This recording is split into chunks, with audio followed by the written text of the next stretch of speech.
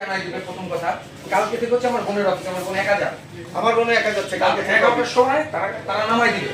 আমি তাদের বলছি ওকে আপনার গাড়ি লেট হতে পারে, রাত 11টার সময় আমার বোনকে বাসায় ফিরে দেওয়ার দায়িত্ব আপনাদের। বাস আপনি ওইখান থেকে গাড়ি যাবেন, আর গাড়িতে আমার বসে পৌঁছে দিয়ে আসবে। আমার বন্ধু আপনার গাড়ি লেট হইছে, রেসপন্সিবিলিটি আমার অফিস কালকে সকালে। আমার বোন একা যাবে, সে ওইখান থেকে বাসায় কি করে যাবে, এই রেসপন্সিবিলিটি আপনাদের নিতে হবে। তারপরে আমরা এই ধরনের পরিবহনে কেন 600 700 800 টাকার টিকিট 1400 টাকা কাটি? আমরা কাটি এই ধরনের আমাদের বোনদের, আমাদের মেয়েদের, আমাদের মাদের আমরা একা একা পাঠাই দিই। গাড়িতে প্রবলেম হয়ে গেছে, গাড়িতে প্রবলেম হয়ে গেছে, গাড়িতে এখন হ্যাঁ আপনি আমাদেরকে জানাবেন। হোটেলে আমরা জানাইছি 40 জন যাত্রী, না 40 জন যাত্রী স্যার জানানো হয়ে গেছে, ওর 2-3 জন বাকি আছে, এখন হটকা নাই বিষয়। আমরা তো জানাচ্ছি 12:30টার গাড়ি কেন 12টার সময় জানানো হবে?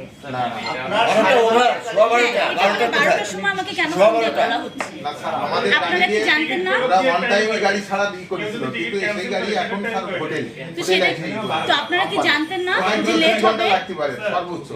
আমরা তো স্যার একটা ক্যান্সেল করলে টাইম 12 ঘন্টা, মানে 12 ঘন্টা আগে তাদের জানাইতে হবে, কিন্তু যদি যাত্রী না যেতে পারে তাহলে আধা ঘন্টা আগে জানাবে। তো আপনারা কি জানতেন না যে বাইক গাড়ি লেট হচ্ছে আসার জন্য?